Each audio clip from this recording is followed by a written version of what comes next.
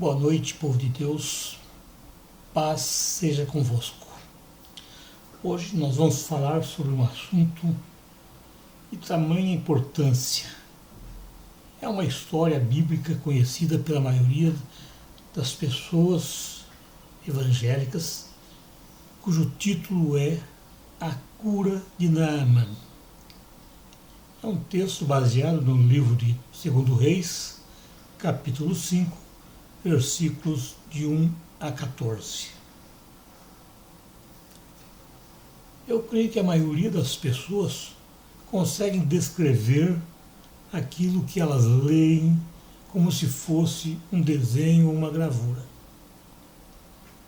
Uma história bonita que nos leva a aumentar a nossa fé. Porém, irmãos, eu costumo dizer que em todas as histórias bíblicas existe um pano de fundo. Ou seja, isto quer dizer que por trás de cada história existe algo que Deus quer que nós conhecemos, uma mensagem que está por trás daquela gravura, que Deus quer que a gente conheça e que a gente venha aplicá-la no dia a dia de nossa vida. É essa mensagem por trás da gravura que eu costumo chamar de pano de fundo. Nos versículos 1 ao 3, nós temos uma apresentação de alguns personagens dessa história. Se você ler na Bíblia, você vai encontrar lá Naamã, um ilustre comandante do exército sírio, que era um homem leproso. Uma menina de Israel, que ela tinha sido presa e levada como escrava para a Síria, e que ficaria como servente, uma serviçal, na casa de Naamã. Tem também a mulher de Naamã, que é falada lá. Observe uma coisa, essa menina, ela não foi para a casa de Naamã porque queria ir. Ela foi levada à força, ela foi como escrava. Ela foi para a terra do inimigo, irmãos. A Síria era inimiga de Israel naquela época, e sempre foi naquela época. Então essa menina, ela estava longe de toda a sua família, longe da sua casa, dos seus amigos. Ela estava em meio de um povo de costumes e de língua diferente da sua. E ainda por cima, irmãos, ela morava na casa de um leproso, que na terra dela, Israel, não podia viver com as pessoas, ela tinha que ficar isolada, fora do arraial. Mas observe que mesmo diante de toda a diversidade que ela passava, ela falou para a esposa de Naamã que lá em Samaria, onde ela morava, existia um profeta, que existe, na época dela existia um profeta que curaria a lepra de Naamã. Observe uma coisa importante. Ela morava na casa do inimigo. E simplesmente poderia deixar ele morrer com a lepra dele. É o que a maioria das pessoas fazem. Quando encontra um adversário, quando um inimigo está em uma situação difícil, ele quer ver que ele se dane mesmo. Mas não. Essa menina, ela deu para a mulher de Naamã uma profecia. mostrando a solução para o problema do seu inimigo.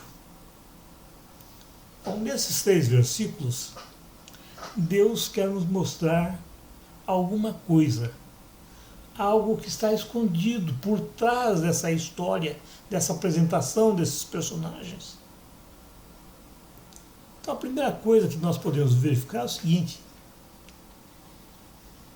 que embora a maioria do povo está descrente, ainda existem homens de Deus nessa terra, e que ele usa essas pessoas para cumprir o seu propósito. Então Deus tem um propósito em todas as coisas, e eles usam homens e mulheres de Deus para cumprir o seu propósito nessa terra. Segunda coisa, ele não escolhe pessoas pela sua posição social, pelas suas condições econômicas ou qualquer outra coisa. Ele simplesmente escolhe pessoas que estão dispostas a fazer a vontade dele. Observe essa menina. O nome dela nem foi mencionado na Bíblia. Sim, não foi nem mencionado o nome dela. É uma menina. Mas o Deus usou essa menina para realizar o seu propósito na vida de Naamã.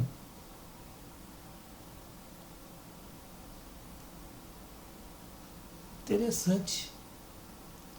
Então não é porque eu sou alguém rico, alguém cheio de dons, alguém muito abençoado, que Deus use a mim. Não, ele usa qualquer pessoa,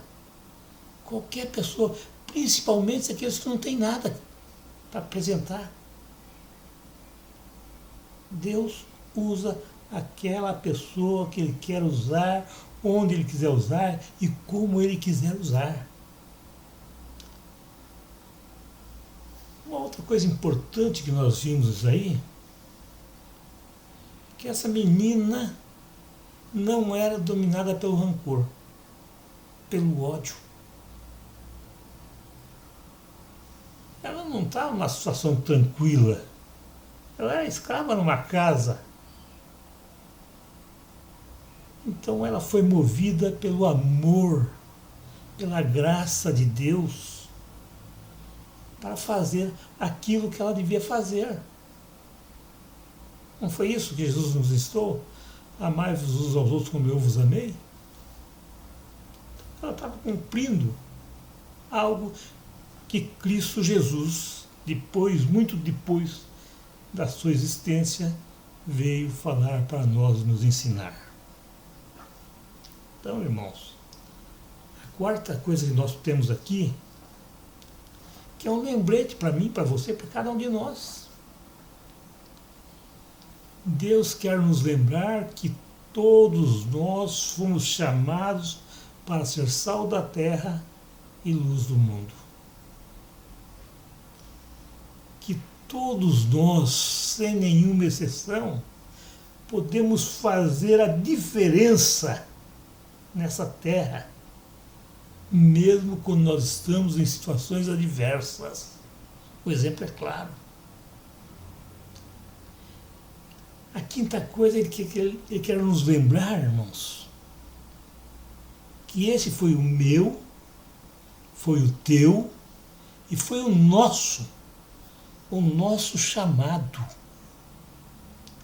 Ide por todo o mundo e pregai o Evangelho a toda criatura.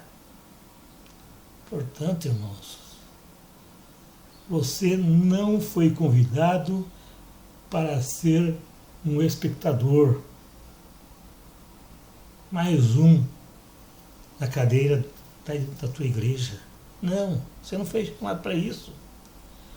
Você foi chamado para ser um participante ativo da graça de Deus, da grande comissão do nosso Senhor Jesus Cristo.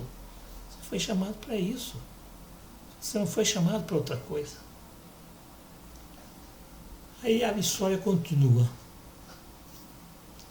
Dos versículos 4 ao 7, se você acompanhar pela tua Bíblia, você vai ver que essa profecia falada, essa palavra falada por essa menina, ela caiu nos ouvidos de pessoas incrédulas. Como assim? Mas era um incrédulo.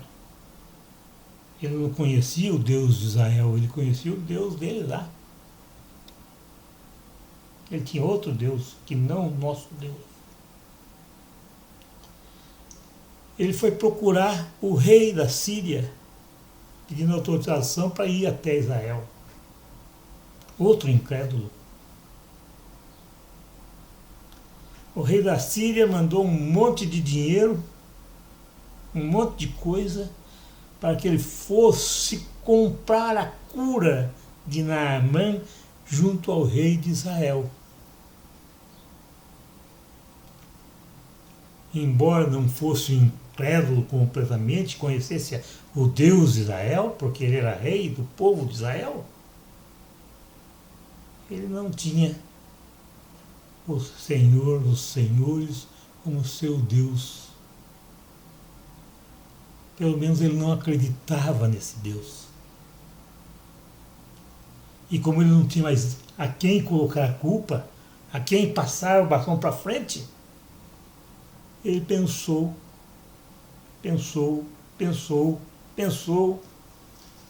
e procurou então fazer com que revertesse a moeda. Ele rasgou as suas roupas, como diz a palavra, alegando que o rei da Síria buscava uma ocasião contra ele. Outro incrédulo. Mas o que tem a ver isso com o que Deus quer nos ensinar? O que está por trás de toda essa história? É fácil. Deus nos mostra que a incredulidade sempre procura o pior resultado. Essas pessoas não conheciam a Deus. E, portanto, elas não entendem o agir de Deus e a graça que Ele nos oferece. Essas pessoas pensam que por causa de sua posição social, por causa do seu dinheiro, dos seus bens materiais, elas podem comprar a graça de Deus, elas podem comprar um milagre. Sabe, irmãos? Isso é comum no meio do povo. As pessoas têm onde buscar um milagre, mas não buscam. Buscam em tudo quanto é lugar, mas não buscam no lugar certo. O próprio rei de Israel, irmãos, embora ele fosse o rei do povo de Israel, um povo escolhido por Deus, ainda assim ele estava afastado de Deus, sendo um incrédulo. Aí vem os versículos 8 e 9. Versículo 8 e 9. Como existia um profeta em Israel, e a menina falou que se ele estivesse à frente daquele profeta, ele seria curado. Esse profeta, ouvindo o que Deus havia feito, rasgado as suas roupas, ele enviou uma mensagem para o rei de Israel, fala, olha, manda ele aqui para cá, manda ele vir até a mim, porque aí ele vai saber que Israel tem profeta. Israel tem profeta. Esses dois versículos, irmãos, são fundamentais para que você entenda toda a história Porque nesses dois versículos, Deus nos ensina que o milagre deve ser buscado no lugar certo. Não é todo lugar que tem milagre. Não é toda palavra que é falada que leva a milagre. Nós não podemos esperar que o milagre venha bater na nossa porta. Não, nós temos de buscar esse milagre. E buscar como? Buscando Deus. Deus que quer ouvir da sua boca a petição e a tua súplica, para que então Ele possa nos dar uma direção, um sentido para seguir em frente. Olha o que está escrito, irmãos, na palavra de Deus. Pedi e vos será dado. Buscai que achareis. E você encontrar quando busca. Batei e as portas vos será aberta. Está lá claro no livro de Mateus, capítulo 7, versículo 7. Certo, irmãos? Deus quer ouvir da sua boca. Ele quer ouvir de você a tua petição, aquilo que você deseja que Ele faça na sua vida. Aí vem os versículos do número 10 ao 14. Versículos do número 10 ao 14. Diz a palavra que Naamã foi até a casa do profeta. Seus cavalos, seus servos, aquele monte de dinheiro. Você vê, diz a palavra que ele levou prata. Se você transformar aquela prata que ele levou, isso corresponde a 340 quilos de prata. Ele levou ouro, quase 52 quilos de ouro, uma infinidade de vestes. Sabe, irmãos? Então ele foi com tudo. Ele achou que com o seu dinheiro ele compraria aquele milagre. Ele achou que como homem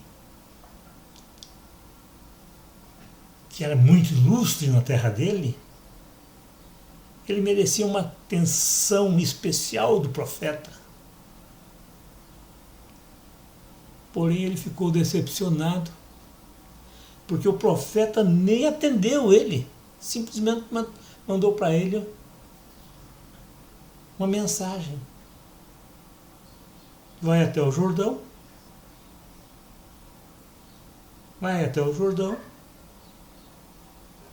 e mergulhe 7 vezes.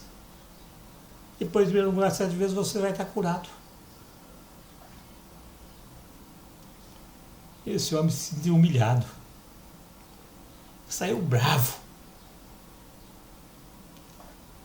Ele saiu bravo da casa do profeta e ia embora para a terra dele. Mas o profeta, irmãos, só mandou para ele uma direção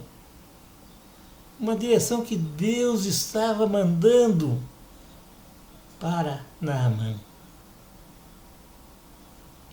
Ir 7 vezes, ir no Jordão e mergulhar 7 vezes, e seria curado. Por pouco, muito pouco mesmo, ele não perdeu a sua bênção, seu milagre. Mas Deus, quando Ele tem algo a fazer na vida de alguém, Ele faz. Ele fez com que os servos de Naamã o lembrassem que se o profeta tivesse pedido algo muito difícil de fazer, ele faria. Sim, ele faria. Então por que não fazer uma coisa tão simples? quer mergulhar 7 vezes no rio.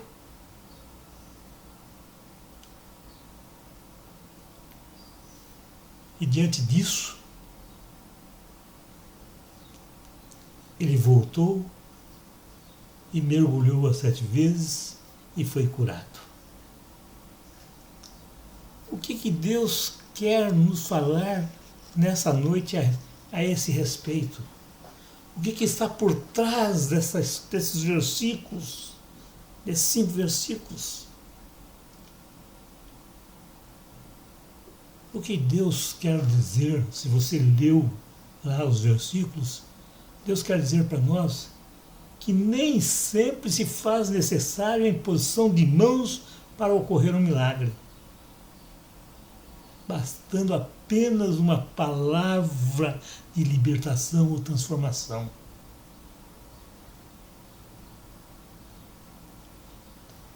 Eu observo que muitas vezes na igreja, uma pessoa que está com uma enfermidade, ela vem 1, 2, 3, fica um mês todo, 2 meses, buscando oração pelo pastor, pelas pessoas da igreja, para curar aquela enfermidade. Ela não está no lugar certo? Está, porque ela está na igreja. Mas você tem que lembrar que você tem que ter vontade de ser curado. E ter vontade não é só dizer, é tentar limpar o seu coração de toda a porcaria que tem no teu coração.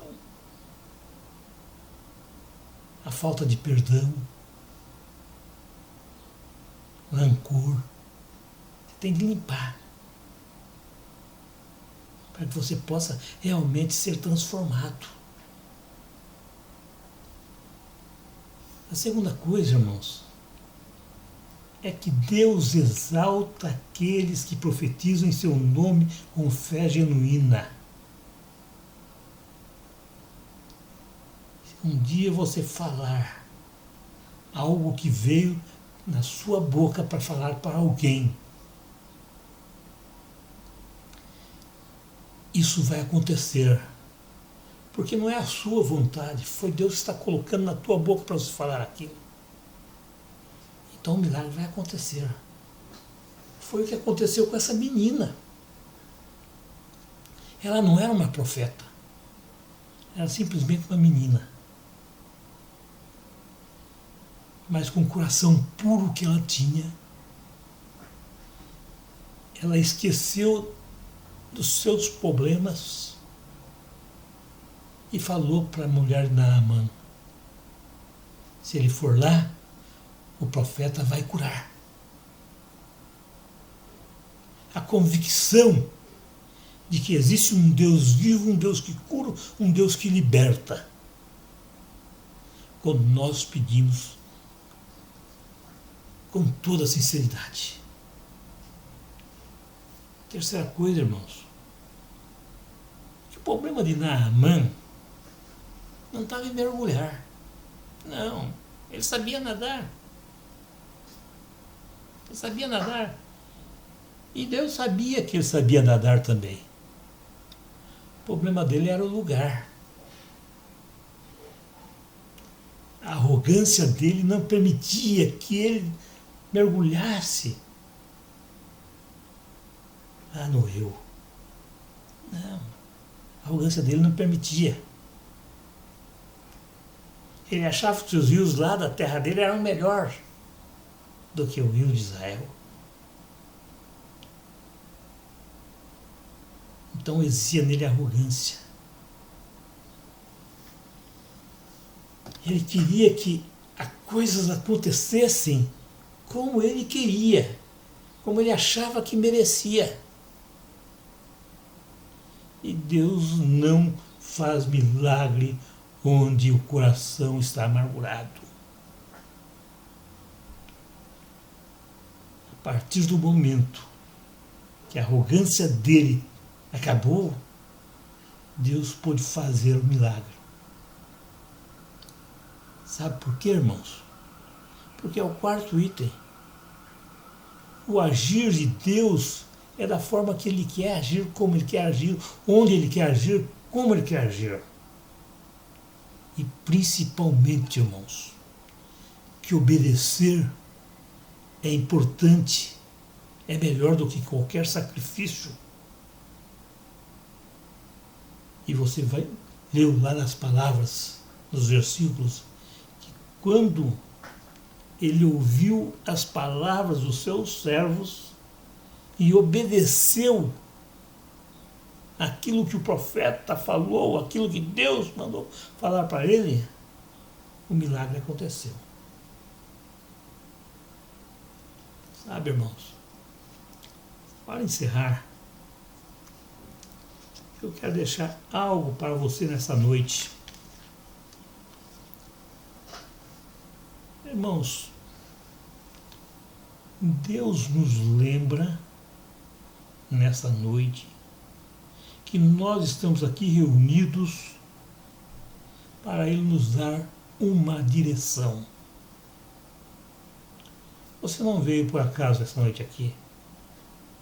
Você observa que muitas pessoas estão faltando hoje aqui. Muitas pessoas. Mas que a palavra não era para elas. Era para você que está aqui.